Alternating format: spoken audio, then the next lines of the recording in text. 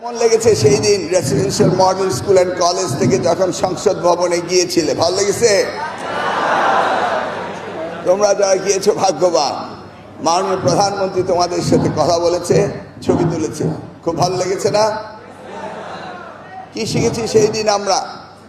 প্রথম, দেশকে ভালোবাসতে হবে, নৈতিকতায় আদর্শ দিক, রিলিজিয়াস ভ্যালুজ, ফ্যামিলি ভ্যালুজ আমাদেরকে গুরুত্ব দিতে হবে, তাই না?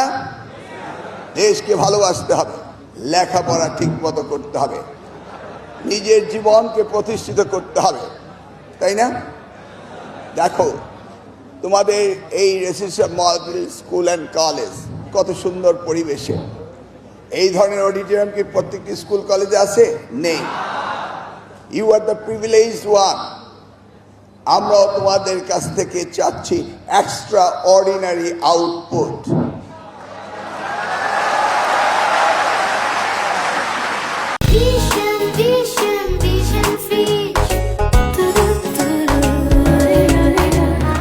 গভর্নমেন্ট ইনভেস্ট করছে তোমাদের জন্য এবং তোমরাও সরকারকে, এই জাতিকে অন রিটার্ন তোমাদেরকে দিতে হবে। তা না হলে আমরা এদেশ, এই জাতি, আমাদের ভবিষ্যৎ প্রজন্ম, মাননীয় প্রধানমন্ত্রীর আগামী বাংলাদেশ আমরা গড়তে পারবো না। তোমরা সকলেই জানো, শিক্ষা ছাড়া পৃথিবীর কোনো দেশ এগিয়ে যায়নি। গিয়েছে? সম্পদ অনেক দেশের থাকে। আফ্রিকায় কিন্তু গোল্ড অ্যান্ড ডায়মন্ড উৎপাদিত হয়, জাপানে কিন্তু ডায়মন্ড উৎপাদিত হয় না। হয়? কিন্তু জাপান হচ্ছে world wide exporter of diamond.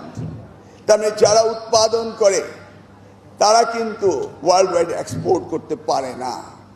মেধা না থাকলে তাই হয়। আশরাফুল মাখলুকাত হিসেবে, সৃষ্টি সেরা জীব হিসাবে আল্লাহ আমাদের দেশে প্রচুর মানব সন্তান দিয়েছেন, দেয়নি? সেটাকে কার্যকরভাবে যদি আমরা উৎপাদনশীল, কর্মমুখী মানব সম্পদ আমরা তৈরি করতে পারি, তাহলে বাংলাদেশ হবে বিশ্বের সেরা দেশ।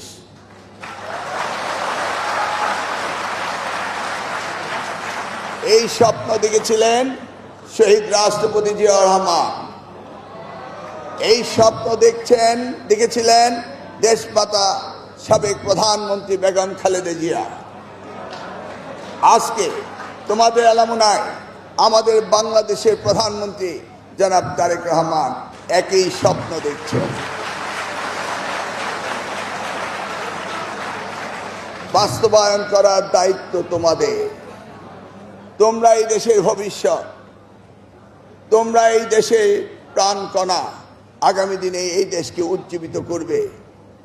তোমরা নিজেকে, তোমাদের পরিবারকে, তোমাদের সকলকে দেওয়ার সময় তোমাদের এখন।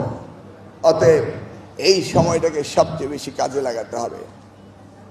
চিন্তা করে দেখো, যারা এসএসসি পরীক্ষা দিবে তারা এই সামনের কটি দিন যদি সুন্দরভাবে পড়াশোনা করতে পারো, নিজেকে প্রতিষ্ঠিত করতে পারো, তাহলে আগামী দিন তোমাদের জন্য সুনিশ্চিত সামনের পথগুলো হবে সুন্দর, মসৃণ।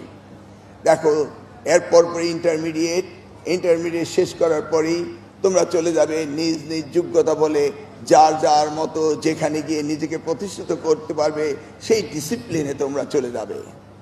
সামান্য কটি বছর, 10টি বছর এসএসসি পড়ার পরে সামনে রয়েছে আর 6টি বছর। এই 6টি বছর যদি নিজের জীবনে অধ্যবসায় করো, তাহলে আগামী জীবন হবে কত সুন্দর। একবার কি ভেবে দেখেছো?